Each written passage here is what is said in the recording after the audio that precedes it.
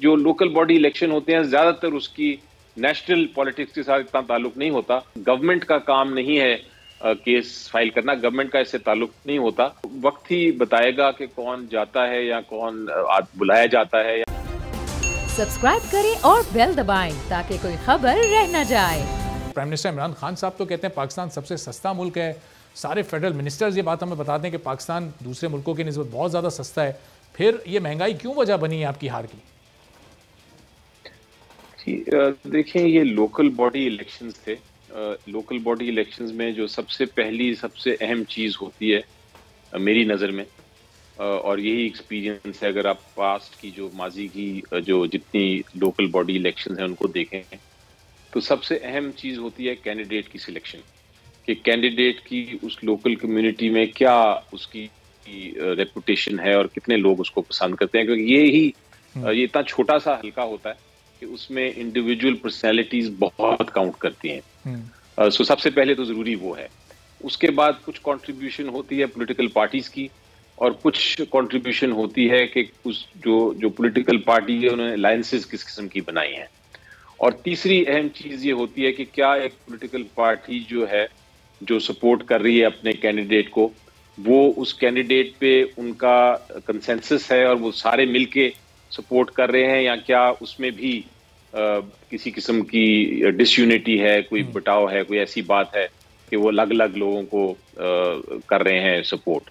तो इन सारे चीज़ों फैक्टर्स को देख के हर सीट पे यही एनालिसिस करना पड़ता है। एक जनरल स्टेटमेंट आप नहीं दे सकते, लेकिन यकीनी तौर पे ये तीनों कंट्रीब्यूटिंग फैक्टर होंगे। कि बहुत स्मार्ट होमवर्क की ज़रूरत होती है और इलेक्शन से काफ़ी अरसे पहले इस प्रिपरेशन की ज़रूरत होती है। तो ये क्या सिलेक्शन गलत हुई पीटीआई से, कैंडिडेट सही सिलेक्ट नहीं कर सके?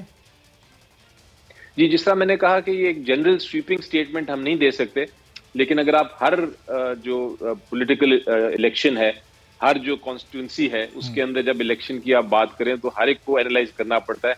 कुछ में सिलेक्शन की फॉल्ट है, कुछ में डिसयूनिटी की फॉल्ट है, कुछ जगह पे दूसरा कैंडिडेट ही बहुत स्ट्रांग है, कुछ जगहों पे यूनाइटेड फ्रंट कोई ऐसा आ गया है जिसके अंदर वो डिफीट हो गई। और कुछ हो सकता है कुछ जरूर ऐसे वोटर्स भी होंगे जो कि किसी पॉलिटिकल या गवर्नमेंटल इशू के ऊपर एक तरफ से दूसरी तरफ चले गए हों।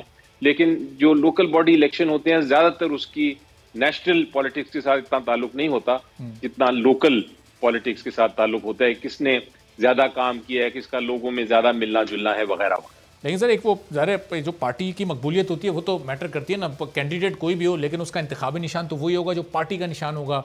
पाकिस्तान तहरीक इंसाफ का निशान अगर बल्ला है तो इसका मतलब बल्ला पहचान है इमरान खान साहब की। इमरान खान साहब अगर एक पॉपुलर लीडर हैं तो लोग उन्हीं की जमात को वोट देंगे। और 2018 में हमने आम इंतखाबात में देखा भी था, 13 के मुकाबले में कितना बड़ा फ़र्क आया था पाकिस्तान तहरीक इंसाफ की सीटों में।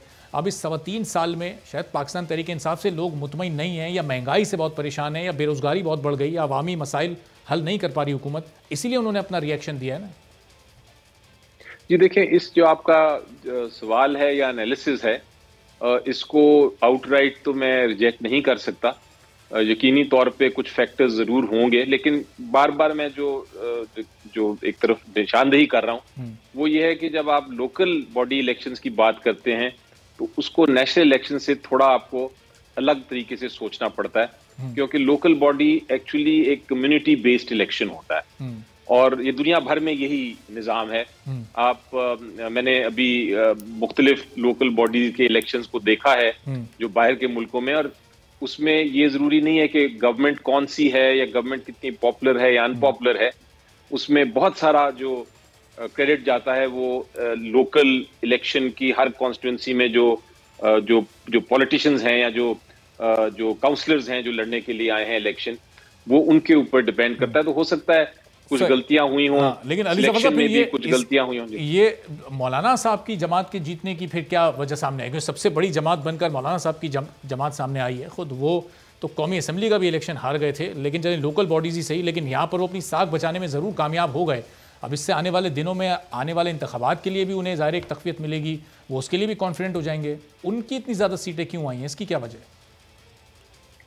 जी, वो बिल्कुल आप दुरुस्त फरमा रहे हैं कि एक एनालिसिस तो ये था इलेक्शंस के बाद कि उनकी किसी किस्म की ग्राउंड रियलिटी जो है उसके साथ उनका लोकल लोगों के साथ ताल्लुक नहीं रहा, और एक बहुत कम तादाद में उनके खासो खास ही लोग हैं जो उनके सपोर्टर्स हैं, लेकिन उन्होंने अच्छी कारकर्दगी इस लोकल बॉडी इलेक्शंस में कराई।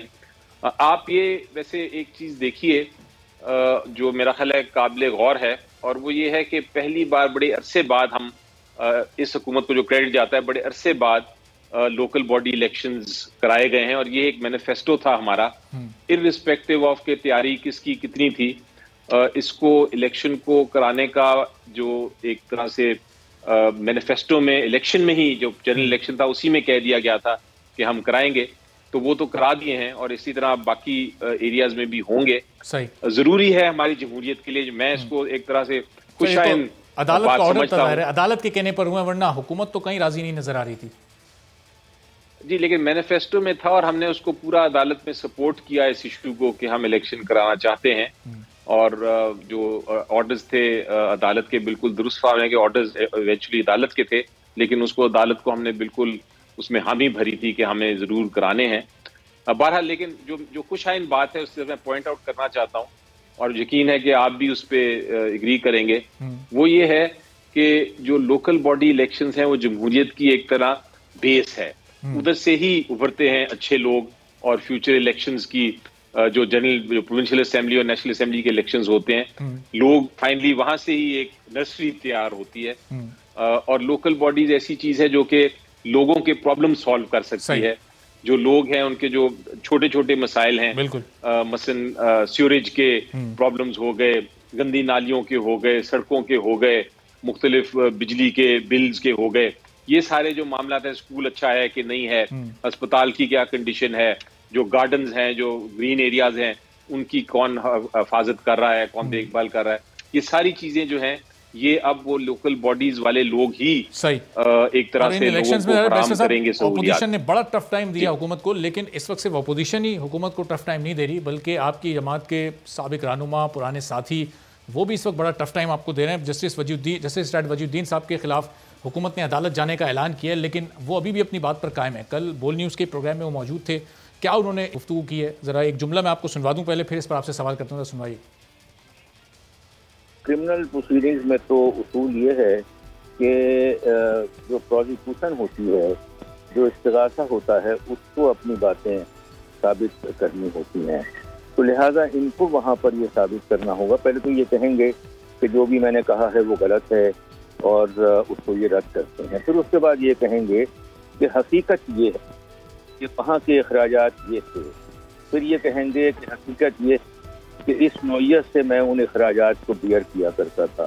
तो ये बर्डन ऑफ प्रूफ बुनियादी तौर के ऊपर उनके ऊपर होगा, प्रोसिक्यूशन पे होता है बर्डन ऑफ प्रूफ, और जहाँ तक के एक्यूज का ताल्लुक है उसे कुछ साबित नहीं करना होता, सिवाय इसके कि उसे ये एस्टेब्लिश करना होता है कि प्रोसिक्यूशन अपने केस को beyond a shadow of doubt establish करने में नाकाम रही है। तो बैरिस्टर साहब, जस्टिस रिटायर्ड वजीउद्दीन साहब कह रहे हैं कि क्रिमिनल प्रोसीडिंग्स में जो बर्डन ऑफ प्रूफ है वो अब आपके ऊपर है, वो यानी आप हुकूमत पर, इमरान खान साहब पर है, उनको साबित करना पड़ेगा कि जस्टिस साहब की बातें गलत थीं। तो ये अब इस पर हुकूमत, क्या लगता है आपको, कुछ मुश्किल का शिकार हो सकती है? जी, जस्टिस वजीउद्दीन साहब की बहुत इज्जत है मेरी नज़र में, बहुत अच्छे और काबिल जज थे, और उनके वालिद साहब भी। लेकिन जो बात कर रहे हैं वो दुरुस्त बात कर रहे हैं कि क्रिमिनल केस में, अगर ये क्रिमिनल केस हो तो क्रिमिनल केस में जो बर्डन ऑफ प्रूफ है वो उसके ऊपर होता है जो इल्ज़ाम लगाता है। लेकिन ये केस दरअसल क्रिमिनल केस नहीं होगा। अच्छा। ये है डेफेमेशन का केस। डेफेमेशन का मतलब ये है कि किसी के खिलाफ अगर किसी की इज्जत या रेपुटेशन को नुकसान पहुंचाया जाए तो वो एक सिविल केस फाइल कर सकते हैं, और सिविल केस में जो कानून है हमारा डेफेमेशन एक्ट, वो ये कहता है कि जिसने भी बात की किसी की रेपुटेशन के खिलाफ, वो उसको साबित करना है कि जो उसने बोला वो सच है। अच्छा। लेकिन वैसे तो फवाद चौधरी साहब ने तो कहा था कि क्रिमिनल प्रोसीडिंग्स के तहत हम इस केस को अदालत लेके जाएंगे, जो उन्होंने जब ऐलान किया था हुकूमत की जानिब से अदालत जाने का। जी जी, वो तो जो मैंने कहा कि ये जो केस बनता है मेरी नजर में वो क्रिमिनल केस नहीं बनता। अच्छा। मेरी नजर में अगर बनता भी है तो खैर बहरहाल अगर वो फाइल होता है तो फिर उसमें बर्डन ऑफ प्रूफ का अलग बात है। लेकिन जो केस असल में बनता है वो है डेफेमेशन का केस, क्योंकि जब आप किसी के खिलाफ इल्जाम लगाते हैं, मसलन आप अगर कोई बात कहते हैं किसी के बारे में और कहते हैं कि ये चोर है, तो फिर वो दूसरा जिसके खिलाफ आपने कहा कि ये चोर है वो आपके खिलाफ केस करेगा और कहेगा साबित करो कि मैं चोर हूं। अगर आपने मुझे साबित नहीं किया कि मैं चोर हूं तो फिर आपने मेरी एक तरह से रेपुटेशन खराब की है और आपको हर्जाना देना है। सही। तो ये डिपेंड करता है कि केस क्या है। वजीदीन साहब दुरुस्त फरमा रहे हैं, क्रिमिनल केस के मुतालिक उनकी बात बिल्कुल वजह है, लेकिन मेरी नजर में ये क्रिमिनल केस है ही नहीं, या अगर है भी तो मेन केस जो है वो सिविल केस है। क्रिमिनल केस तो अपनी जगह चलता है। और दूसरी बात एक और मैं वाजे करता जाऊं आपके प्रोग्राम में कि ये गवर्नमेंट का काम नहीं है केस फाइल करना, गवर्नमेंट का इससे ताल्लुक नहीं होता। जब डेफेमेशन के केसेस की बात करें तो ये एक पर्सनल मामला होता है और ये एक और वैसे तो बिल्कुल जस्टिस रिटायर्ड वजीदुद्दीन साहब भी कल यही फरमा रहे थे कि खान साहब को आकर इस पर अपना पर्सनल मौक़िफ़ देना चाहिए था। जब ये गवर्नमेंट का केस नहीं है तो फिर शहबाज गिल साहब, फवाद चौधरी साहब किस कैपेसिटी में आकर इमरान खान साहब को डिफेंड कर रहे हैं? वो उनके ज़ाती तर्जुमान तो नहीं है, वो तो हुकूमत के तर्जुमान है। नहीं, वो ज़ाती तौर पे तो मैं भी डिफेंड कर सकता हूँ या कोई भी कर सकता हूँ, लेकिन मैं जब लीगल प्रोसीडिंग्स की बात कर रहा हूँ तो लीगल प्रोसीडिंग्स आप या खुद करें या किसी अटर्नी के थ्रू करें, यही कानून है। लेकिन यकीनी तौर पे अगर कोई इल्ज़ाम लगाएगा किसी के खिलाफ तो जो लोग हैं वो फिर उसके जब एक बार पब्लिक डोमेन में इल्ज़ाम लगा तो फिर पब्लिक डोमेन में आके लोग उस पर बहस कर सकते हैं और उसकी बात कर सकते हैं, चाहे वो मिनिस्टर्स हों या मिनिस्टर्स ना हों, पार्टी के वो उहदेदार हों, या वो वैसे ही इंडिविजुअल शख्स कोई ताल्लुक भी ना हो पार्टी से, तब भी वो आके कह सकते हैं कि दुरुस्ती। और ये ऐसा मामला है जिसमें इल्ज़ाम लगाया गया कि जहांगीर तरीन साहब ने शायद सपोर्ट किया, लेकिन जहांगीर तरीन साहब ने जब एक बार कह दिया आके, हालांकि उनकी एक तरह से मुखालफत है पीटीआई के साथ इस वक्त, लेकिन उन्होंने आके कहा कि मैं सच बोलना चाहता हूं और मैं सच ये है कि मैंने किसी किस्म की कंट्रीब्यूशन नहीं की। वैसे तो जस्टिस साहब ने कहा है कि जब जहांगीर तरीन साहब अदालत में पीटीआई नहीं पेश करेगी, वो इतने अकलमंद जरूर होंगे कि अदालत नहीं आएंगे क्योंकि वो इस सिलसिले में मेरी क्रॉस एग्जामिनेशन का सामना नहीं कर पाए। तो ये ट्वीट की हद तक तो उन्होंने कह दिया, लेकिन ये अदालत नहीं जाएंगे इस मामले पर, ये बात करने जहांगीर तरीन साहब।